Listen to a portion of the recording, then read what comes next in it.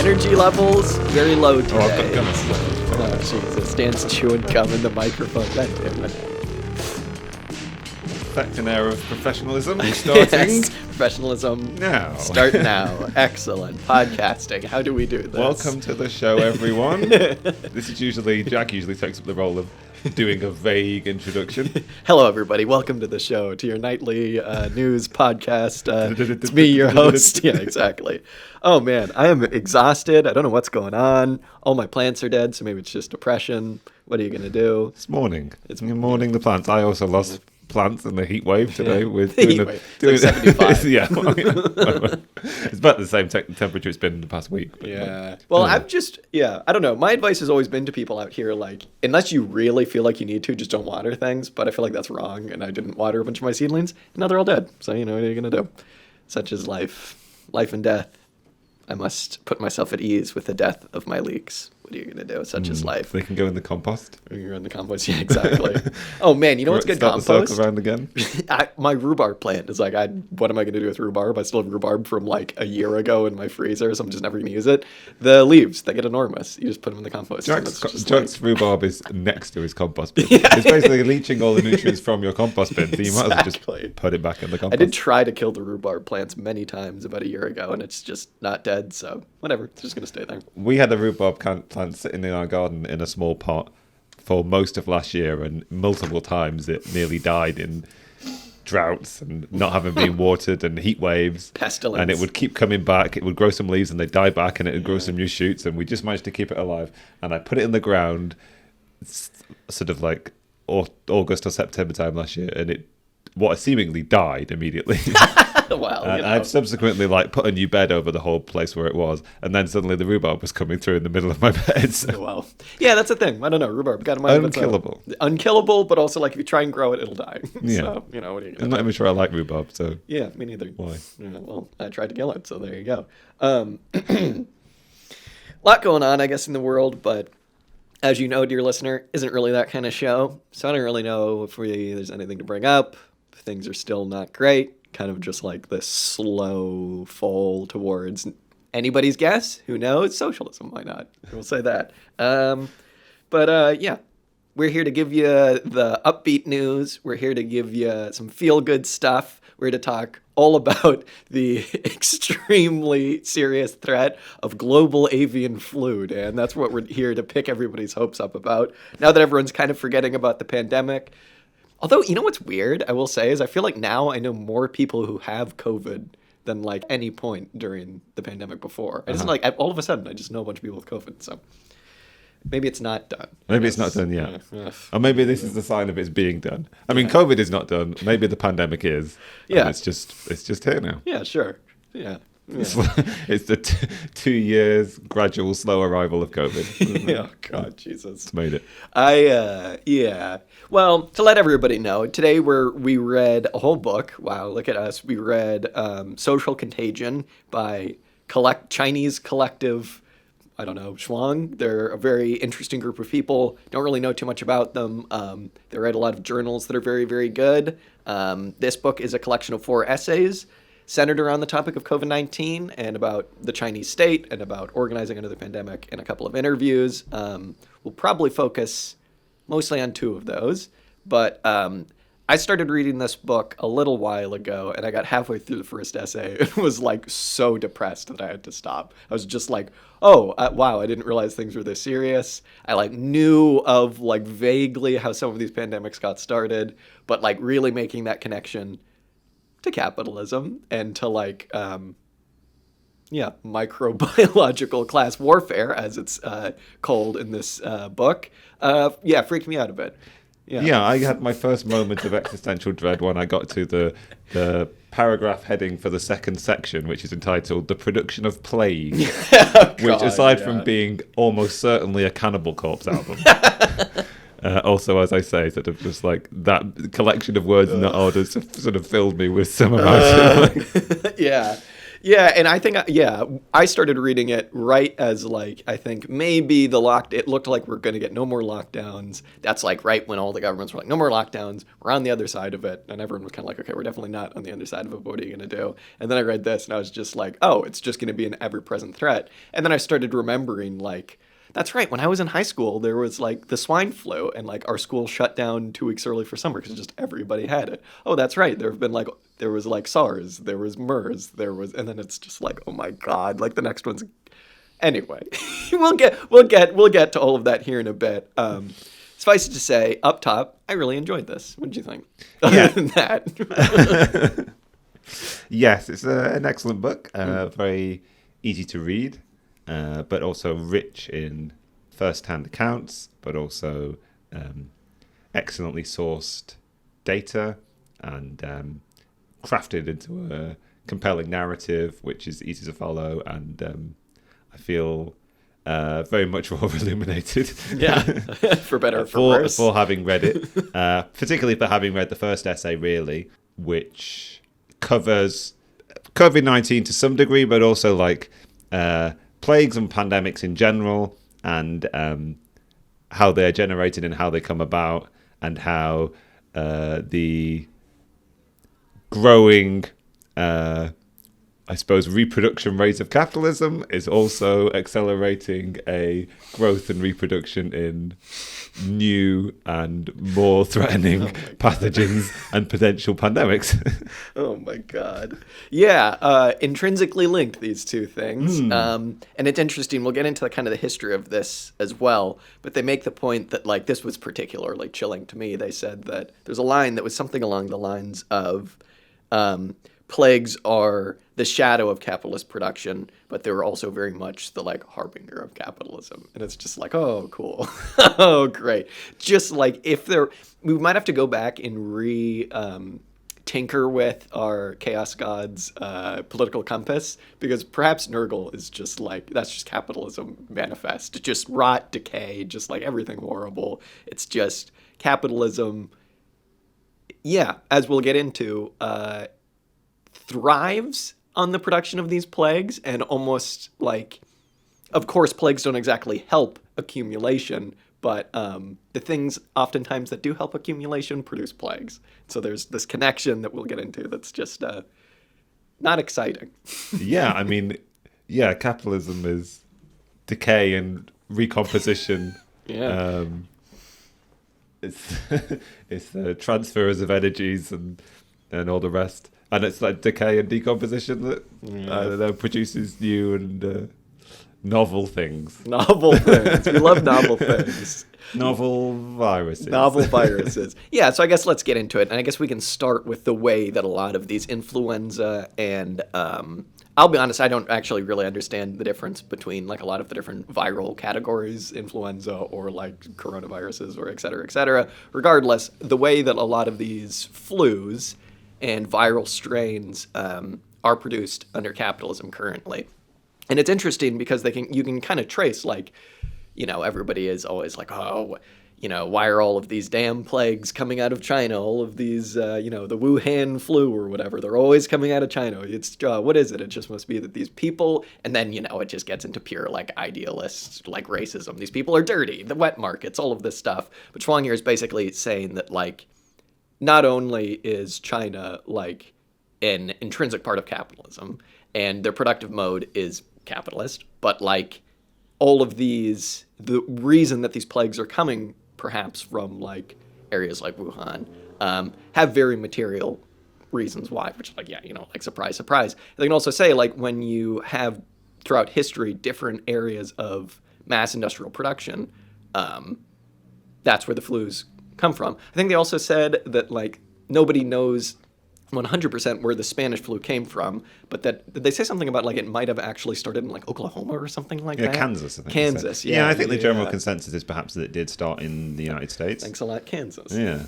They do draw some interesting parallels between Spanish flu and the coronavirus, COVID-19. Yeah. Then we'll get onto those, I suppose. But yeah, you're quite right to say that they do a very excellent job of countering those kind of narratives, as you say, like it's sort of like something intrinsic about China or Eating the Chinese bats. people and their sort of cultural practices. And also they push back on the idea that these are novel sort of black swan events that couldn't be predicted. They're something exogenous to human society and to capitalism, things that can't be anticipated or expected. But in actual fact, they are, as we've been saying, like produced by and a byproduct of it.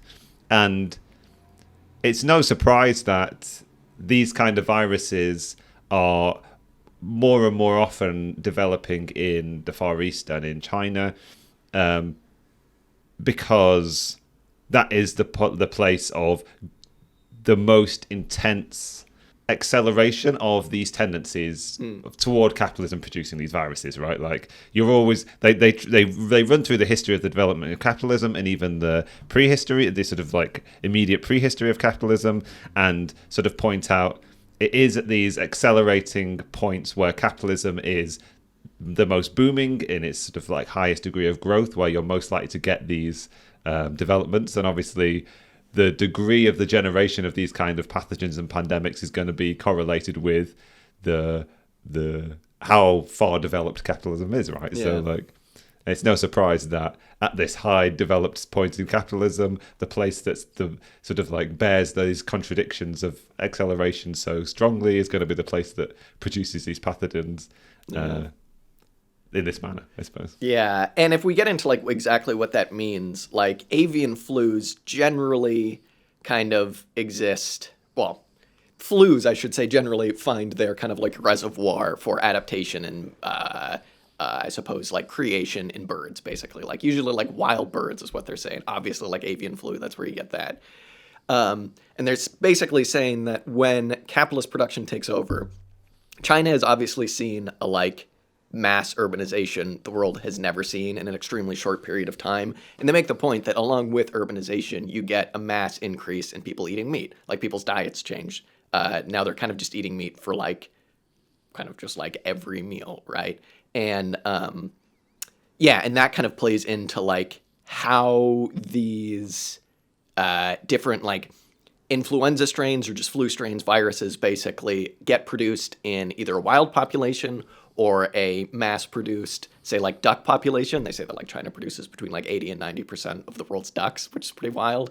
When all of these animals are concentrated in a very small space, that's like the perfect zone for viruses to basically breed and to figure out what works and to figure out how virile they need to be, how long do they have to like kill things, and then eventually, because these farms are so close to people, and this also happens in the United States as well, where you have like mass farming next to like urban places, the viruses eventually figure it out and they hop to people, and that's when you have like disaster. And yeah, they say at one point like there's an ending of one of these, it's not the ending of the essay, but an ending of one of the sections where they're like one could easily see an H1N1 virus killing more people than nuclear war. And I think that's like literally where I stopped on my first read through, because I was like, I don't need to read this right now. I was like, I'm trying to forget about COVID. Come on.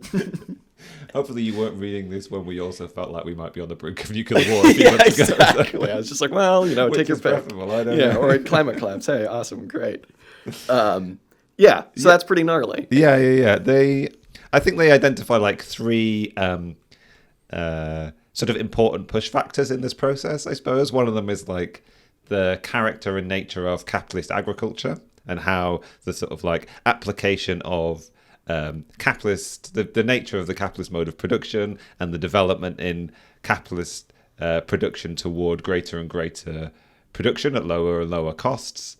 That sort of imperative has reached into agriculture and created, as you say, these sort of like scenarios, what we describe as like factory farming in a lot of ways, right? Like huge number of animals forced into smaller and smaller locations where their lifespans are incredibly short because they're trying to get them fattened up and then to market as quickly as possible, and in sort of close proximity to the human beings who work there. But also, as you say, with the urbanization in China, you also get the urbanization of the meat production goes along with the urbanization of the population. And then you get this sort of terrifying evolutionary imperative, which is, okay, these creatures that we're breeding in are living shorter and shorter lives, so we need to accelerate the process by which we are able to Yeah, I was going to say, you mean with the viruses. Talking about viruses in the first person. Takes off his mask, just a DNA strain of a virus. Yeah, great. There is an evolutionary push factor for the development of more and more, I forget the right word, viruses which spread more easily by virtue of the nature in which we are keeping these animals and the environments in which we are breeding them, I suppose. It's so hideous because it's just like this mass, like, yeah, okay, Jack the Vegetarian coming out here, but like this like mass brutality towards animals is just like paid back manyfold by just like this like disgusting, horrifying act. You've seen, videos, birds getting debeaked or whatever, and just like stacks of birds in like a warehouse a mile long. And then it's just paid back in just mass plagues. It's like, great. Brutality and then just pestilence. Awesome. That's the good world. Yeah. And it's crazy because they make the point too that like the hopping point, it's really hard for a lot of these viruses to go from birds of any kind to humans. Like they're just, for whatever reason, the DNA or whatever is just not adapted to do that. But it's really easy for them to go from birds to pigs.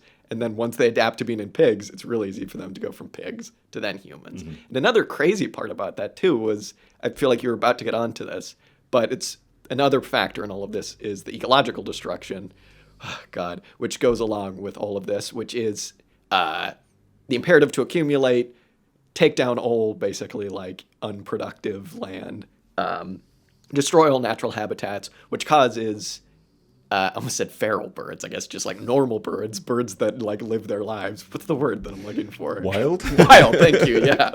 Wild birds that, would live in these natural habitats. Now they have to basically, in their migrations, go and land in, say, duck ponds that are open-air duck ponds where there's mass factory farming of ducks. They go there, and then they infect all of these poor ducks with, like, influenza, the new hot strain of influenza.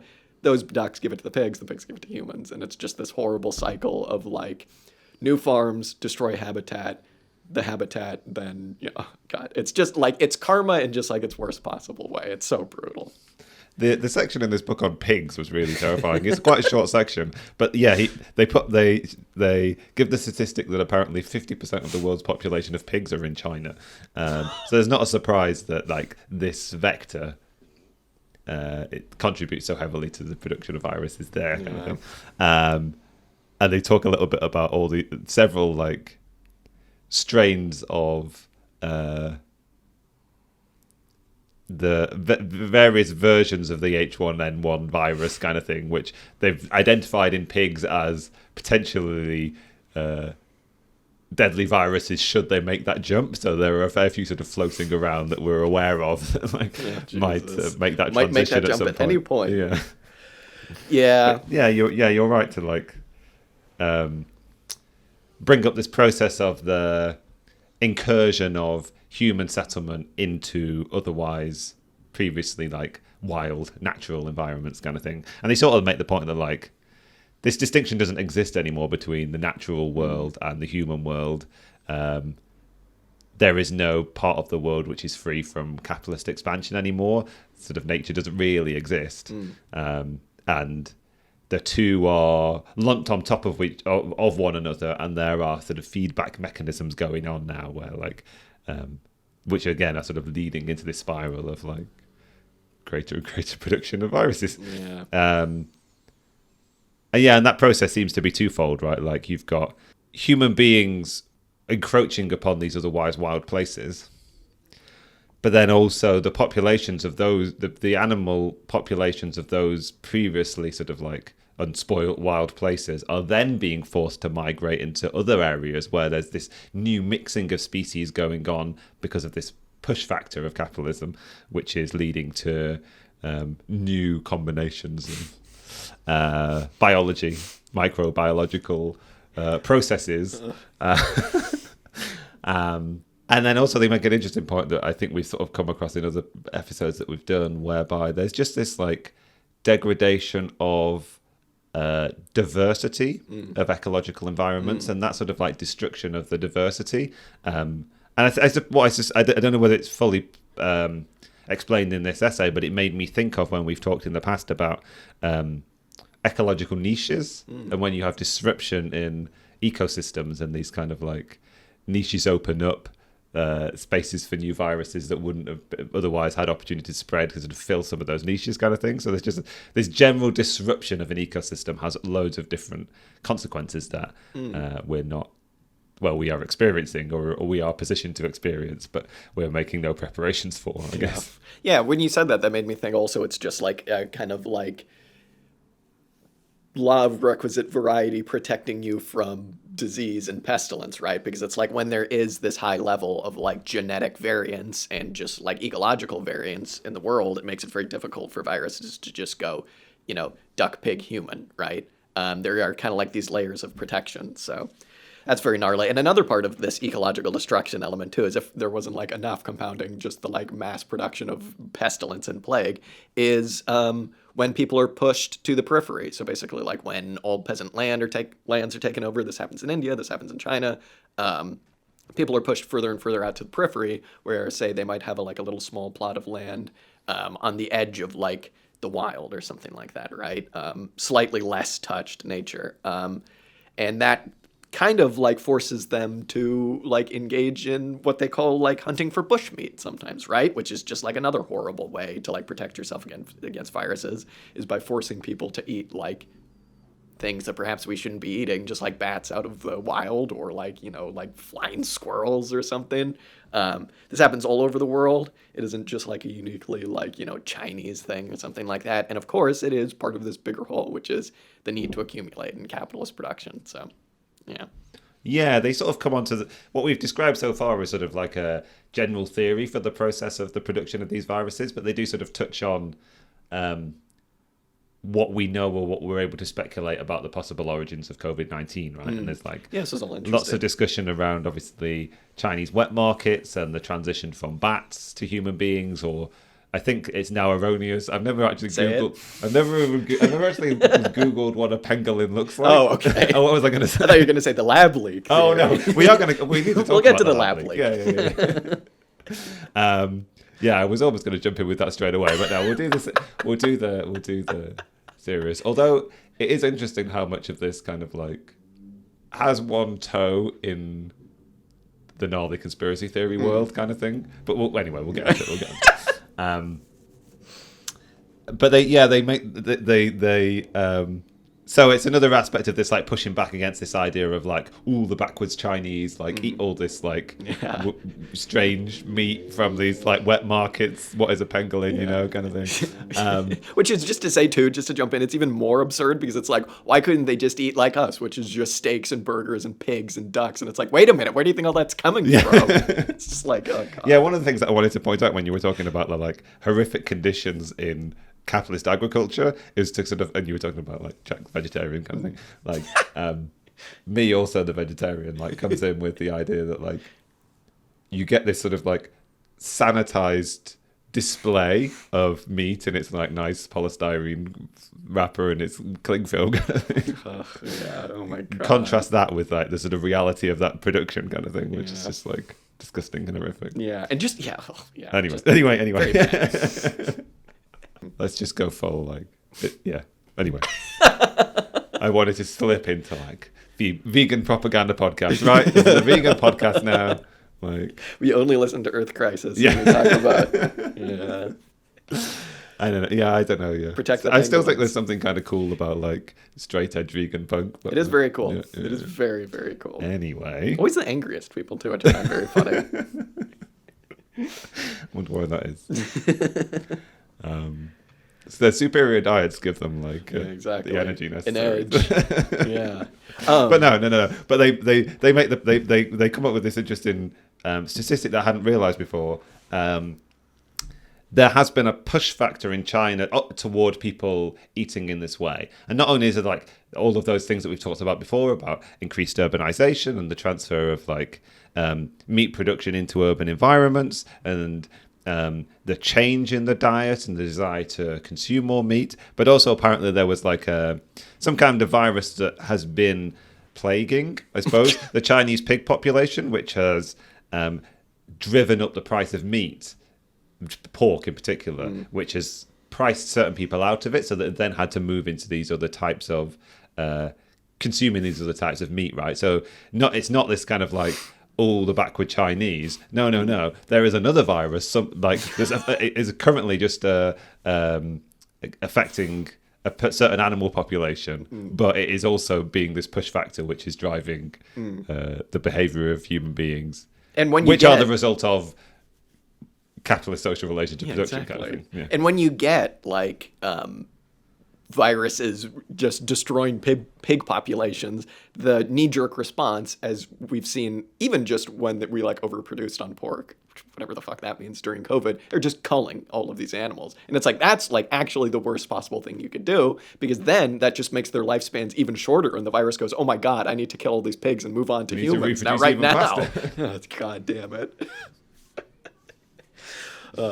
Well, there's a footnote in here that I think is actually the best bit of writing in the entire book. And so I'm just going to read it in full because it gets into this distinction between the real and the formal subsumption and how like real and formal subsumption of labor and et cetera, is mirrored in the microbiological realm.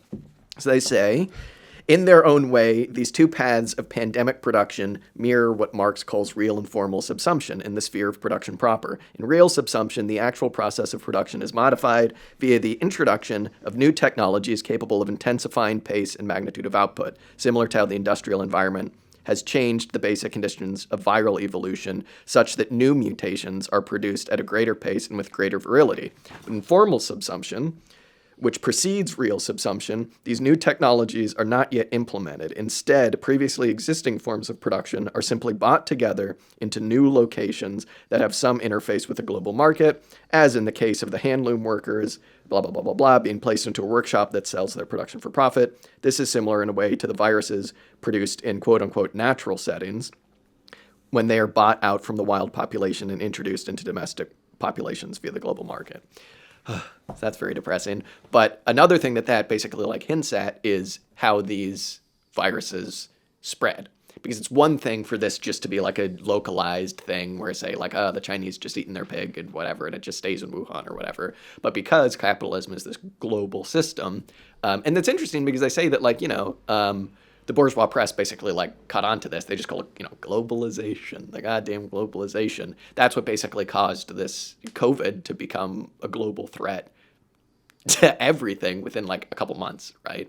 It's interesting because throughout the book, when they're doing interviews and stuff, they talk about the pace of the virus in China. And for some reason, I kept forgetting that like this is where it's produced, because they're talking about like the lockdowns beginning in say like January or in like late 2019, I suppose. But it's like, man, like that stuff only really started out here, like in the UK in March. So it's like that was really only like 2 or 3 months that it took for this semi-localized viral population to spread across the entire planet, right?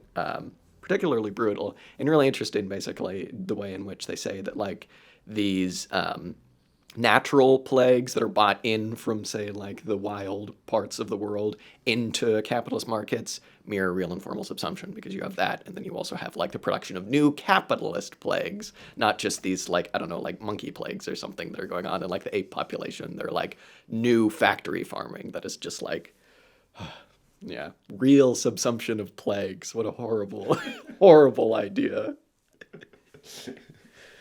Before you used the phrase something like mirror of the microbiological realm or something, and I was trying to work out what genre of music would have an album entitled Mirror of the Biological Realm.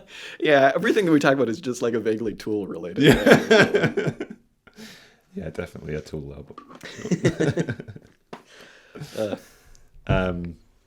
Yeah, and then the other, I suppose we could do it. The other origins theory that they discuss is the sort of like lab origins, right? The lab leak, which they pay some credence to. The version of it which is okay, research was being done into potential new sources of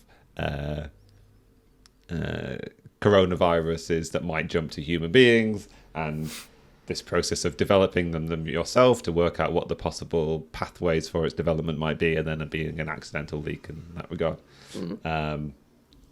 Which they say is like a possibility, and they have a lot to say, obviously, about the sort of like the nature of the Chinese state and the failings in oversight in some of these processes. So they would sort of, which is obviously like a capitalist problem, right? So they would blame capitalism in that regard, if it was indeed the fact that this was the origin point for this virus, but also they say, well, the only reason why this research is being done is because there is this looming threat of zoonotic transfer of viruses, i.e. from animals to human beings. And this work wouldn't be being done if this wasn't a natural characteristic or a sort of inherent characteristic of the capitalist mode of production and its intersection with the natural world, the microbiological realm. And there's a reason that place is in Wuhan. Right. It's because Wuhan also has like large industrial factory farming, which is also, again, what makes it impossible really to like tell where this plague came from, which is extremely depressing. It was funny, we talked about this like a couple months ago, and we were kind of like laughing about like the possibility of the lab leak, and then we were like, but it is actually kind of weird that like they were studying this there. Like that is actually kind of weird, but it does make sense. They basically just come to the conclusion of like, we're not going to really know specifically where this came from, probably. In all likelihood, it was due to factory farming, something like that. There's like a 1% chance it could have been a lab leak. Regardless, all of these theories basically are symptoms of the same disease, which is, right, like capitalist production. So it doesn't really matter. But also, it's worth saying that, like, don't put too much stock in the lab leak theory, because even if that is the case, there's still the first SARS pandemic, there's still MERS, there's still swine flu, there's still the sort of continued outbreaks of Ebola in Africa, like, all of which are, like, other examples of this sort of, like, obviously there's a, like, looming threat of various types of bird flus. Like, bird flus. Yeah. I refuse to believe that a camel could give somebody a flu. Isn't that what happened with MERS? MERS, It was from I camels? think so. That sucks, man. I thought the camels were cool. Yeah. Apparently not. Not the camel's fault. It's true. Yeah, it's very good for our camels. Dromedaries, what a funny word. To kind of go back to talk about the formal subsumption of these plagues, about capitalism, kind of like, I suppose I'm going to give an example of Rinderpest, which was probably the most depressing example of all of this. This is kind of like where perhaps formal and real subsumption kind of start to blur together, to me, with the like Rinderpest pandemic, because basically what Rinderpest was, it started out kind of comically. It was an Italian attempt at colonizing a part of Africa, which they failed at, which is quite funny. Take that, Italy. But basically they introduced Rinderpest, right, to, I believe, like the Horn of Africa, East Africa, around there. This basically led to a huge die-off of the local pastoral populations of cattle, which are what the pastoral people of sub-Saharan Africa basically like relied on. There were pastoral communities that killed between like 80 and 90% of all cattle in sub-Saharan Africa all the way to South Africa, which is insane. And then this just had like a huge cascading effect. It basically made it so that cows weren't grazing as much, so a bush called thornbrush, something like that, started to grow in insane quantities all around sub-Saharan Africa. This led to the perfect habitat for the tsetse fly, which then carries huge diseases, and then just as basically more or less kind of continued to wreak havoc on the human population. And this basically just because the human population was so depleted because they, A, didn't have enough food from their cattle, and B, were suffering from these diseases brought about by the tsetse fly, this just made colonization that much easier for different European powers. And so it's like this horrible cyclical pattern of, burgeoning capitalist production, imperialism, all coming together in this like awful pattern of just disease, decay, destruction, and death. It's just horrible. As if the like literal brutality of imperialism, a bunch of Italians trying to like go on like a jaunt to go kill a bunch of Africans, as if that wasn't bad enough, you get this. It's just horrible. That chain of cause and effect in that particular case would be comical if it wasn't horrific. Right? Exactly. I was just reading through it and was like, what? And then that happened, Yeah, and that happened. And from this initial effort at colonization, it sort of like spurred on this chain of events, which eventually made the colonization of that part of Africa all the more easy for the sort of European powers because of that.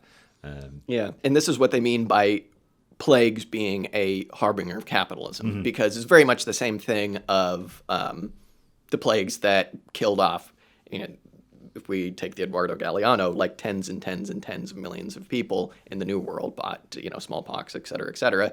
And Jared Diamond, like classic, like bourgeois guy, he even talks about this as like, because there were so many more domesticable animals in European societies, and the only one in like the Americas by this point of colonization was more or less the llama, and that was really only in Peru.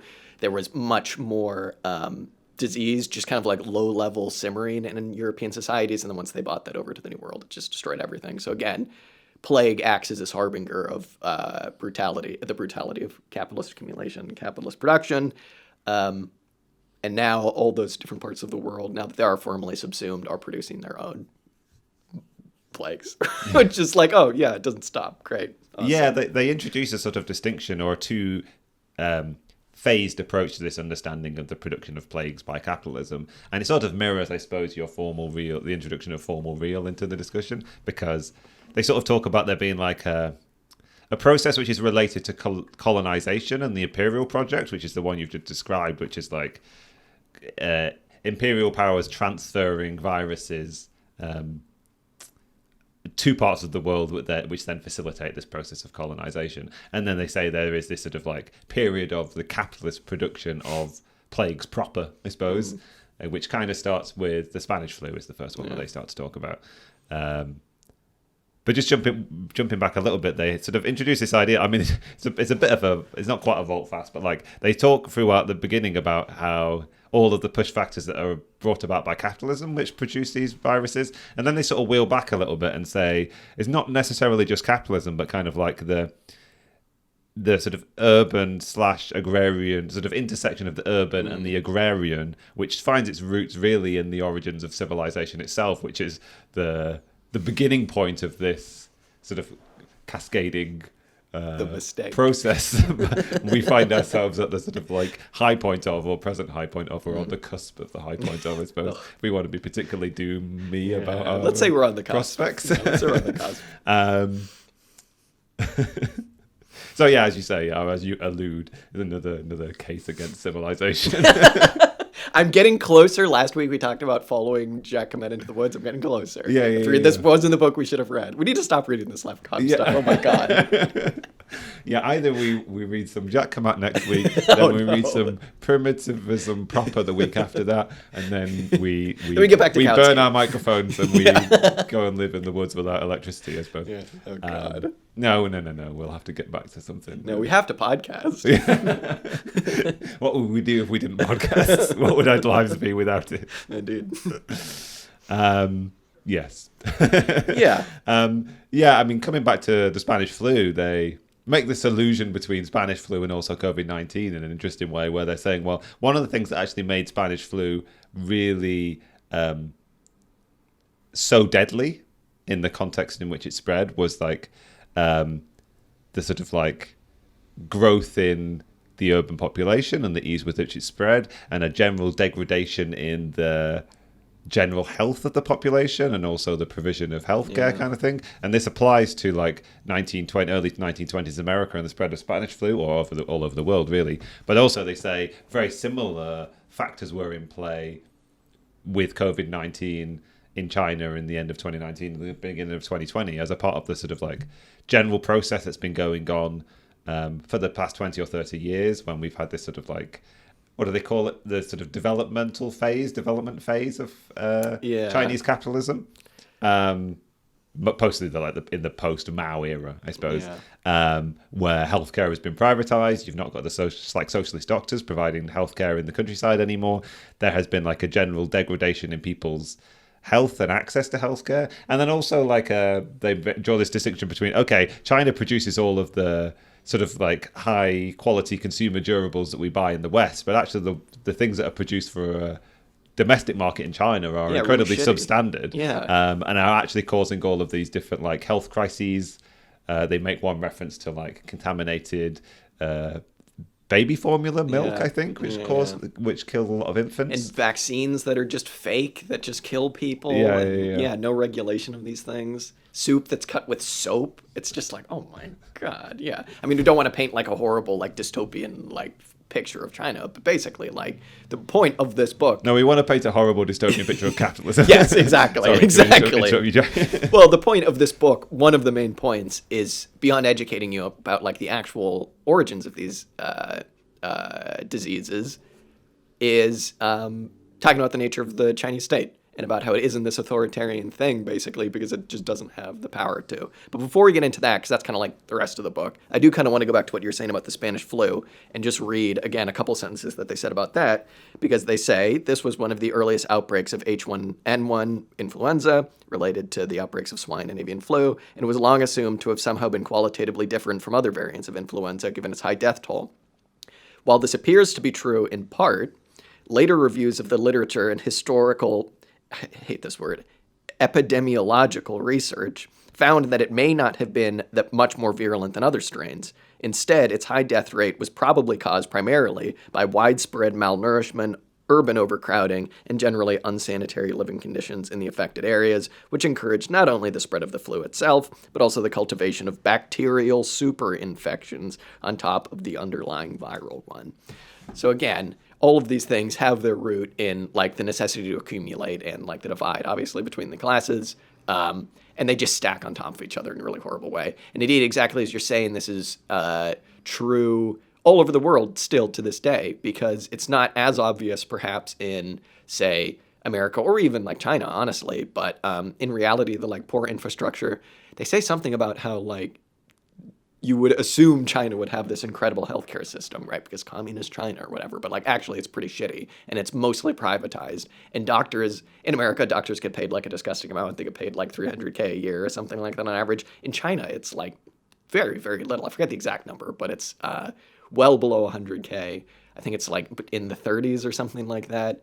And you constantly have like, when there are large bouts of industrial action in China, which are relatively rare, at least in the last few years, they tend to come from actual like doctors and nurses and people like that. Suicide rates are really high among doctors and nurses.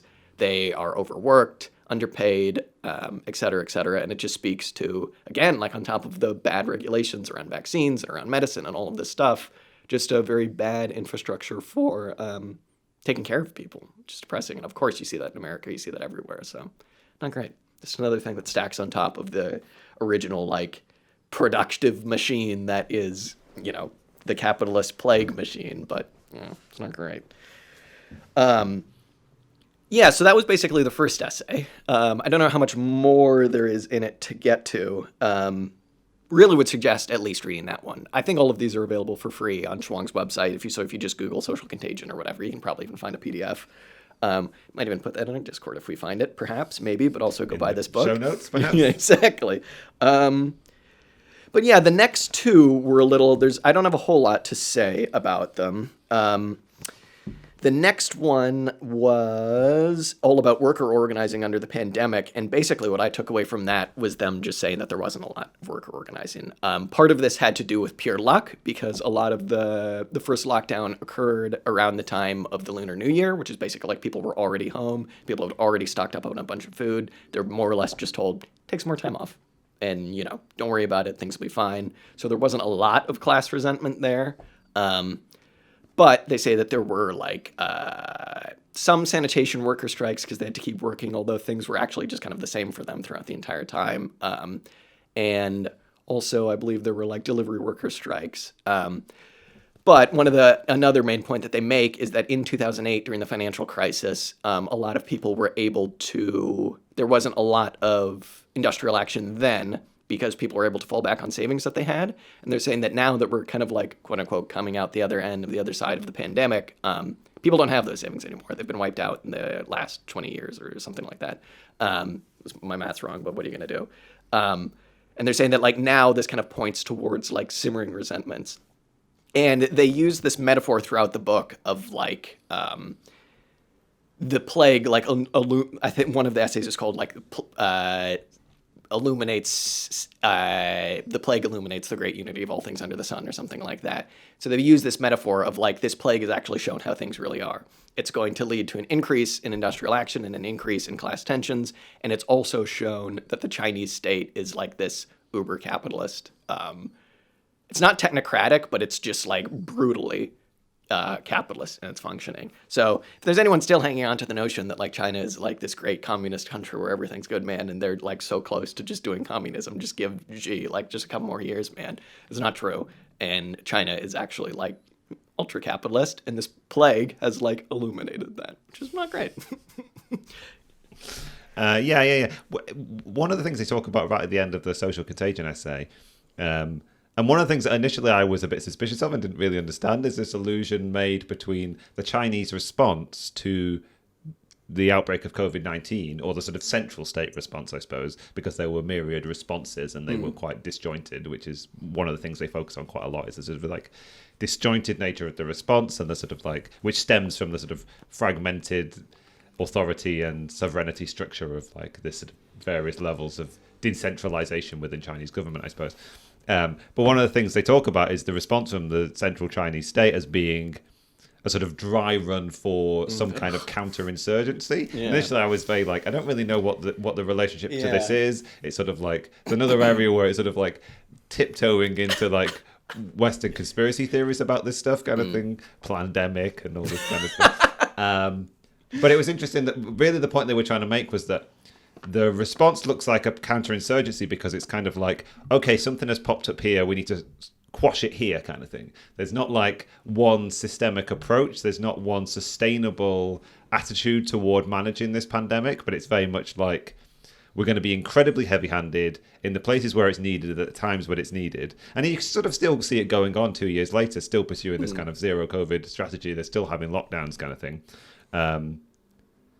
But what they're saying is actually this is a hallmark of the weakness of, it's not necessarily the weakness, right? Because they have the strength to do this stuff, but it's like the uncoordinated nature of the capitalist state, or the state in China, I suppose. And it has to resort to these tactics because it slips into this dire situation where that's the only resort. And also they sort of try and suggest that what has been revealed in this process is the weakness of the Chinese state to the population in China, I suppose. And they're making an allusion here in sort of like 2020, early 2021, that like this realization might be pivotal going forward, kind of thing. This realization that like the Chinese state is potentially incompetent in some regards, and there's looking towards potential like communist insurgencies, communist revolutions, communist political projects.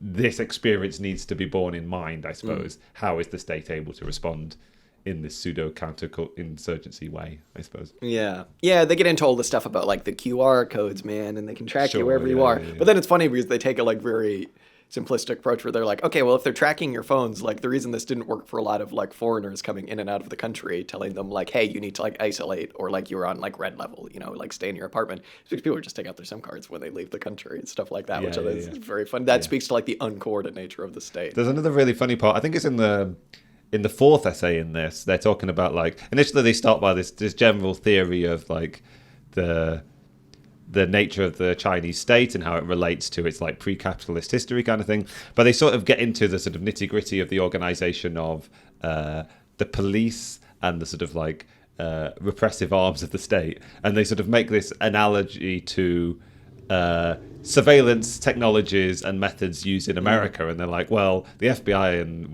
the National Security Agency or whatever are like collecting vast amounts of data, and they sort of know they're sort of like storing it, and they're presumably doing something with it. And then they refer to this the scenario in China whereby sort of all of these fiber optic cables are tracked toward a sort of like police precinct kind of thing, but it's impossible for them to actually be storing or utilizing or using that data in any way, kind of thing. So like this is in reference to what you were saying about the SIM cards and the like the repressive and the surveillance technologies are certainly there, and there's desire to use them, and they're developing, but also they are in a lot of ways sort of incompetent or easily circumvented for now, at least, I suppose. I don't know. Yeah, and it's interesting because like they bring up, you know, they talk a little bit about like a structuralist theory of the state, where it's like the state is this thing that helps capitalism like bumble along. It tries to counteract like the falling rate of profit or whatever, and sometimes it has to do the things that capitalists on their own wouldn't do to protect the capitalists. And they make the point that like China is like the ultimate form of that we have currently, because they will just like do the things in the short term that most other governments wouldn't do that might be seen as like particularly brutal and authoritarian. So in the long run, profit just gets right back to where it was. And the pandemic's a perfect example of that because like in the short term, there was like a whiff of something going on. They bumbled it a little bit at the beginning, but then all of a sudden the order came down from like Xi or whatever to just like lock down Wuhan, you know, don't let anybody leave until like we know that this thing's sorted and then everybody can just get back to their normal jobs. It's going to be really difficult for like that month or whatever. But then, don't worry, capitalists, we'll all be able to get everybody back to the factory, whatever, after that. And in the long term, you know, they say like the numbers or whatever have like spoken to how that's actually helped boost China's productivity once again. Whereas in America, they did not take that. They basically only thought about the short term, and they were like, holy shit, if we make everybody stay at home, who's going to go work at Walmart or whatever, you know what I mean? So they said, you know what, no, everybody stay at work. Okay, there'll be a lockdown, put it up to the governors, but like, yeah, not really, whatever, don't really wear a mask, who cares? And now in the long term, things are actually quite bad. And they're quite bad actually for a number of reasons. Bad for the capitalist, right? Because like that's not particularly helped them with like declining rate of profit or like this horrible like pandemic that they had to go through. But it's also led to like a rise in, you can make an argument in labor activism. And people have realized like, hey, wait a minute, if I just stayed on unemployment, like that actually makes my boss want me more and he's willing to pay me more. So they go, hey, you know, wait a minute, we actually have this power. Let's form a union at Amazon on Staten Island, you know what I mean? Whereas in China, it was like very much the state just being like, okay, everybody chill out, trust G, we're just going to do this, and then we're going to get on with our daily lives, but it's going to be very brutal for like a month or whatever. So it's a very interesting view of the state there as just like the guardian of the capitalist class. And China being like, yeah, this like really, really unique, maybe not unique, but like interesting merger of just like no state ever gets to make its circumstances as they want, right? They just make do with what they have, and Xi has like been left with this state structure that's like a legacy of the 20th century, and it's just been really interesting seeing the ways in which they've been able to utilize that in a semi-uncoordinated way, but also in a way that's helped productivity in the long run. So, Related to that, one of the really interesting things in one of these essays was they were discussing the degree of overlap between the capitalists and the capitalist class and the sort of like political ruling class of China, whether it's like in the provincial level or in the sort of state central level. Like every capitalist is pretty much either also some kind. Well, they say that every bureaucrat is also some kind of capitalist in some way, and there's this great overlap between the capitalist class and the CCP, the Communist Party. And although they make the point that like, okay, yeah, of course, all states are what's the phrase, like the executors of the bourgeoisie, you know, they run the state for the benefit of the capitalist class and for the bourgeoisie. But in China, there is so much overlap between the two that there's almost like a one-to-one correspondence. You can see quite clearly what is being done by these people in their own naked self-interest, I guess. And it allows for, just to jump in real quick, it allows for like a disciplining that you could have never imagined in America. Like when the Chinese Communist Party like disciplined Jack Ma and was like, no, actually, we're going to fine you and you can't file that business, claptrap, whatever, IPO, whatever acronym. You could never see Joe Biden doing that to like Bill Gates or Jeff Bezos, right? So it's very interesting. Yeah. They also make this funny allusion to like Western democracy being just sort of this sham facade that's sort of placed over this sort of like this correspondence, obviously, between the state and capitalism. Yeah, far from ideal. It's all really interesting. I would say for the royal listener, there's a lot of stuff in here about like the ideological origins of the state and about all of the different like the state building that Xi Jinping has been trying to like accomplish and how it's like this weird like confluence of like old Confucian thought with like, hey, we're also doing some Marxist things. Spoiler alert, no, they're not.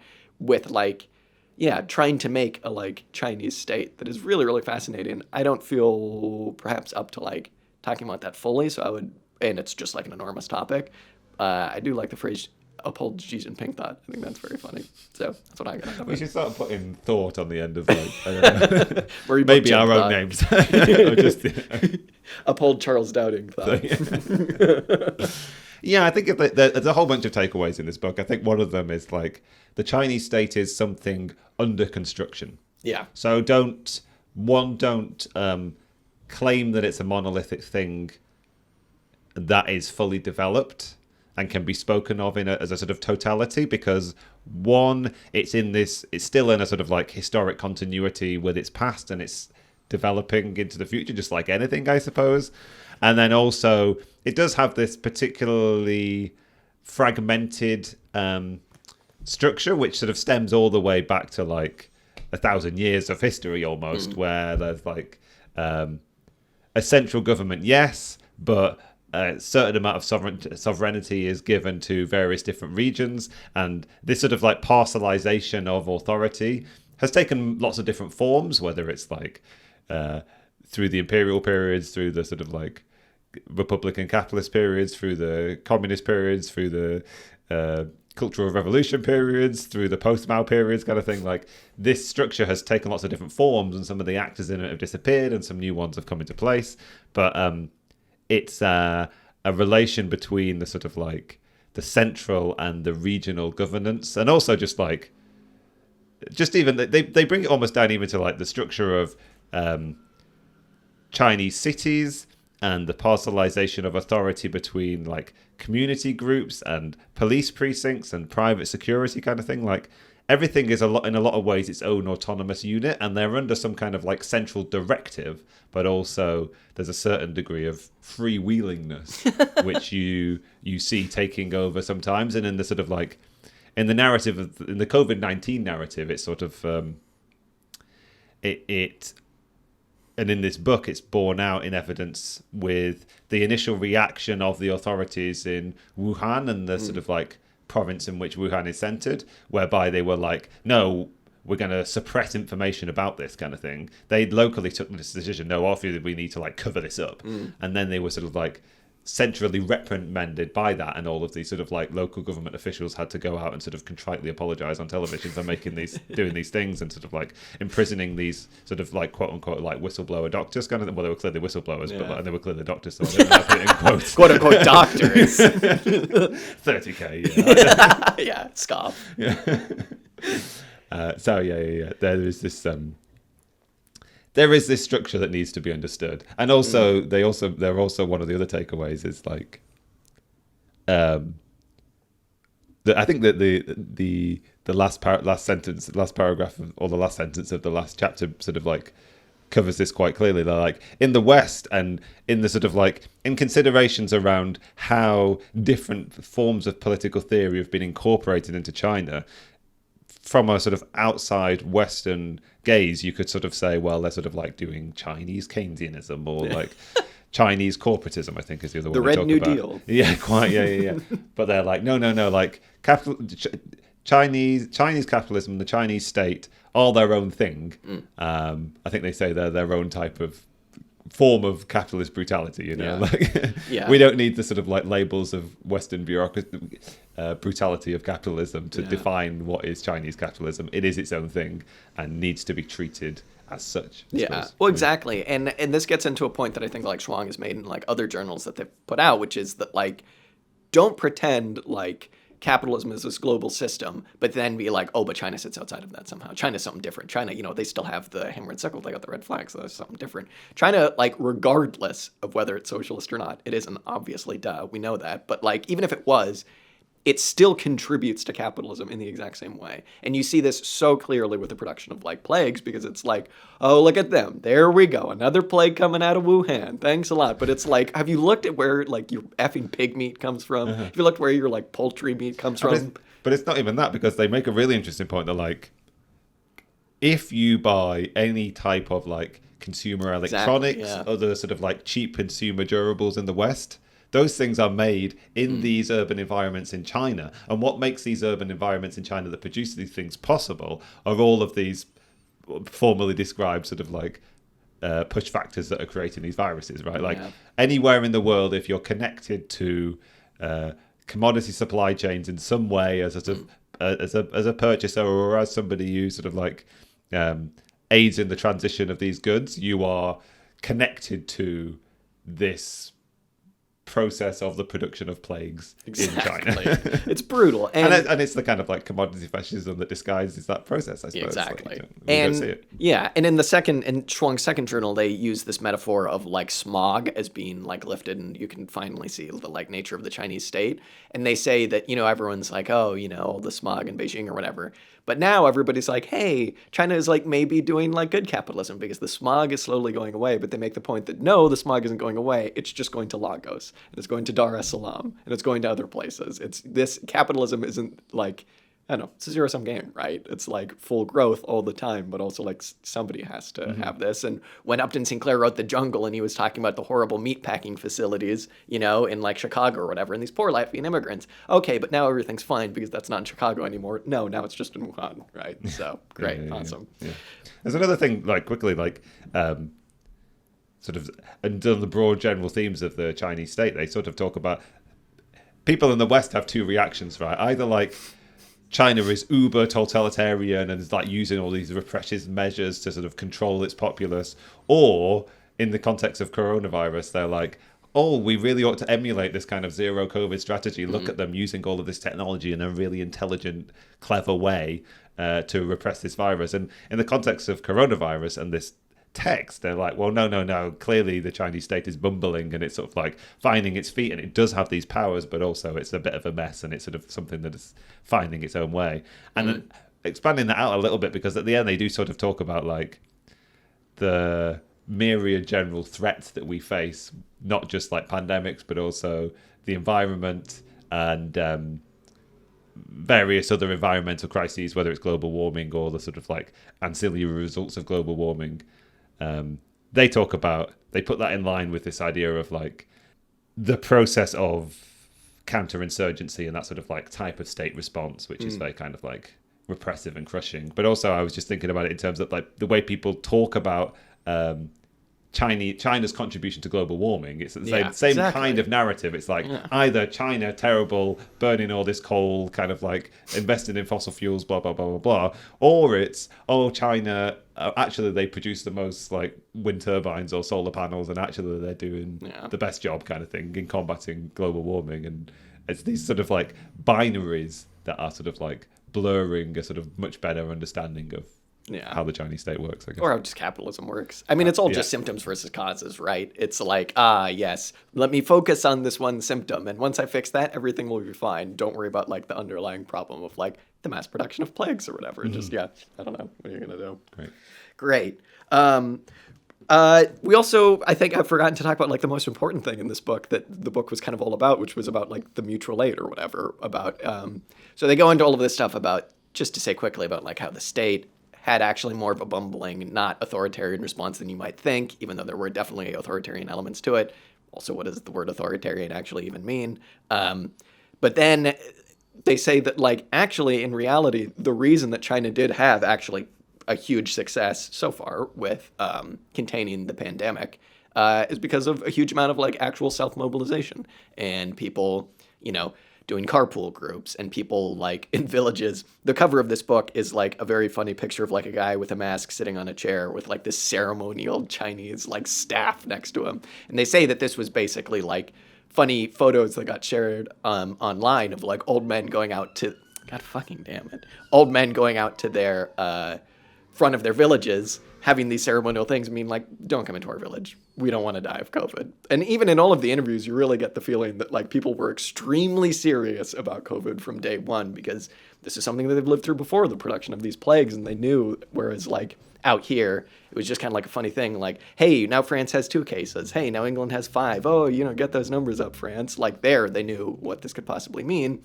So there was a very like large mobilization of people actually trying to like make changes and not go to work and do the whole staying home thing, where there was that here, but perhaps definitely not quite to the same extent. And, there are definitely material reasons why for that. Like, I don't want to fall into the trap of like, like the brave common Chinese person. More but like, minded. yeah, exactly. Yeah.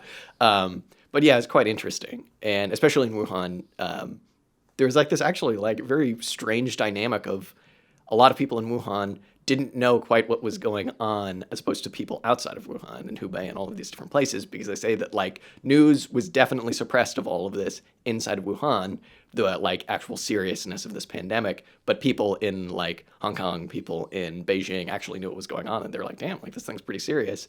And it took like people in Wuhan communicating with their families outside of like that part of China to actually be like, oh damn, this is serious. But once they did, there was like a really interesting they kind of say in this book that like this does actually validate the anarchist idea of like during times of like, you know, great upheaval, there are a lot more people who are interested in cooperation than there are people playing the black market.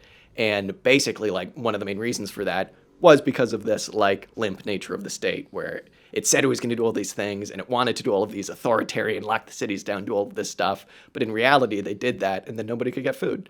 And then nobody could travel into town to go to work once the factories opened up. So there had to be carpools, and there had to be people who were relatively healthy who would go and get food and bring them to other people. So there's this really interesting, like, kind of forced communitarian response. But if there's any optimism to be brought out of this book, that's definitely that. And it's definitely like the dual nature of people will help each other because that's like the best way to survive, right? Even if you're just a total individualist prick, like the best way to survive is through cooperation. But also like, don't buy into the propaganda of the Chinese state as being this like Orwellian, all-seeing, all-knowing thing, because in reality it's not. It's like trying to be, it wishes it could be, but there's always room to organize. So, and very much we see that here, and hopefully we'll see that going forward with more industrial action, more labor movements in the future. But we'll see. We'll see. You never know. Am I optimistic? I don't know what to say in response to that. All it does remind me of is like similar things that happened here around sort of mutual aid groups that popped up, and like people getting people's groceries for them and this kind of thing, and sort of like booming people desiring to help with food banks and that kind of thing. But I'm sort of remembering, maybe it was me in a naive position, early 2020, just coming off the back of like Jeremy Corbyn brain or whatever. But I definitely remember going through that period in the early part of 2020 and wondering whether this was going to lead to some kind of fundamental change in people's conception around the nature of community, I suppose, mutual aid, sort of like what was necessary for life, ideas around, because we had the sort of like furlough scheme here. So there were a lot of people like who were let off doing their like crappy mundane jobs because they were furloughed, and like I wondered whether there might be some kind of response that was like, hey, what about a universal basic income? What a nice idea that might be, kind of thing. Would that be analogous to this? Now, we don't necessarily like champion those kind of ideas, and we might recognize that kind of thinking as naive, but I just think it's funny to look back on that period and how I felt. I don't know how you felt in that period about like what people thought the consequences of that might be, and what we think now the reality of that experience has been for people. I'm not actually sure what people have taken away from the experience of not necessarily COVID-19, but like the potential collective response, the nature of the state response. Has people's conceptions of possibilities changed or not? I don't know. Yeah, I suppose it's almost like this book has shown me that it isn't even a question of naivete, because when push comes to shove, when things are looking like they're going to get really bad, humans would prefer to survive. And so when they're forced to survive and get along and cooperate, they will. And when there's that option, they will. And I think that like if we don't believe in that, then we don't believe in socialism, right? Because it's just impossible. But yeah, it almost isn't a question of like, is it possible? Is it not possible? It's like, well, it's going to happen regardless of whether you like it or not. Our job as socialists is to like breed that state of mind prior to any kind of like social upheaval collapse, because we would just like to have the nice, smooth, no class war at all transition to socialism. Damn, that's not going to happen. But regardless, that's what we would like to happen. Fabian socialism. Fabian socialism. This podcast has a new sponsor, the Fabian Society. There is something that they say, I think maybe on the first page or in the first section of this book, they talk about communism being characterized. Well, it will need to be characterized by what they say is fully politicized naturalism. Now, I don't necessarily know what that means. It's a nice phrase. But I guess we think of nature as being neutral and not within the sort of like political realm. and it needs to be a sort of direct political act to develop a more sustainable relationship to the natural world. Absolutely. Which will have to be an essential part of the communist project, and also the nature of what might be a post-capitalist mode of production's relationship to nature. Absolutely. Yeah, I mean, have that at every level in Absolutely. our thinking and understanding. Yeah. I mean, absolutely. I mean, I think a lot of socialists fall victim to not doing that. And it's like Marx spells it out extremely clearly when he says, labor is not the source of all wealth, guys. Nature is right up there as well. And there's a tendency in socialism, I think, especially today, to be like, because we're so far away from like big labor movements like we were 100 years ago, that to just like fetishize labor is just the thing that we need. But it's like, fully automated luxury communism, perhaps not. Perhaps we need to think about the other thing, which is like this healthy relationship with nature before it's too late. Just particularly brutal. Okay, I think we've gotten to the end of the podcast without having like open breakdowns. I don't know whether we're having slow ones that might. Anyway, no. I hope the listener is not filled with dread and angst, but once again revivified with what might be our possible communist future. Yeah, exactly. Has some sense of like what that might entail and what work needs to be done. And Jack and I have hope. Hope, of course. Why, if you don't have hope, what's the point? Yeah. I mean, there will be days where I don't have hope. It's like a Cliff Connolly quote quoting Kropotkin we talked about when he talked to him. Be a socialist, because that's the thing that's going to answer most of these questions, right? Be a doctor, that's awesome. But also be a socialist, because you can do your NGO activist stuff to like make factory farming better. Still factory farming, right? So do the socialist things, right? It'd be funny if there is like a sock dem or like a liberal listening to this and they're like, I should be a socialist. It's definitely not happening. I don't know who I'm talking You've convinced to. one. What are you going to do? Anyway, with that triumph. With that triumph, the pandemic did come from the lab leak. We figured it out. And yeah. This is great. Chuang consistently puts out like really great analysis in the vein of Mike Davis, but also just like really well written, really like interesting metaphors, and they tie things together really well in an easy to read way, much like Mike Davis. And he's quoted on the front of his book. So. Yeah. And in a world where there's like such poor coverage of China and Chinese politics and the Chinese state and China's intersection with the rest of the world, so much mystification of these relationships, like first-hand accounts of developments in China written in English for an English audience is something that's of great necessity, and they're clearly doing a great service. They're doing God's work. Pick up the book. You can actually, there was a while where it was pretty hard to get, but now I think you can just get it pretty easily. But again, you can probably just look it up. You can probably find a PDF if you don't want to pay for it, but pay for it. So, yeah. All right. Well,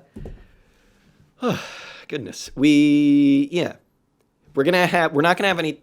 I don't know if we've actually talked about this. I'm going away for a little bit, so I don't think we're planning on taking any time off of actual like show output. We'll see. We need to sort that all out. Yeah, I mean, our show output is like somewhere between consistent and sporadic. Anyway, exactly.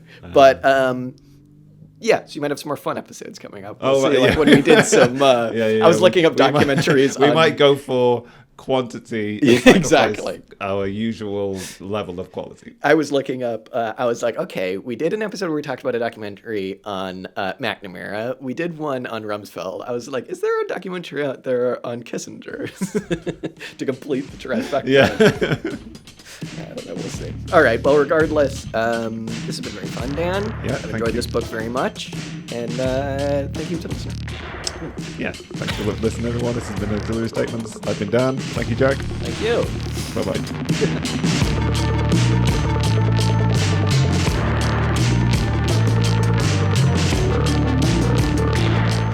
The music you heard this episode was Music to Kill Bad People To by King Gizzard and the Lizard Wizard. If you like this song, you can check it out and much, much more on their Bandcamp at kinggizzard.bandcamp.com.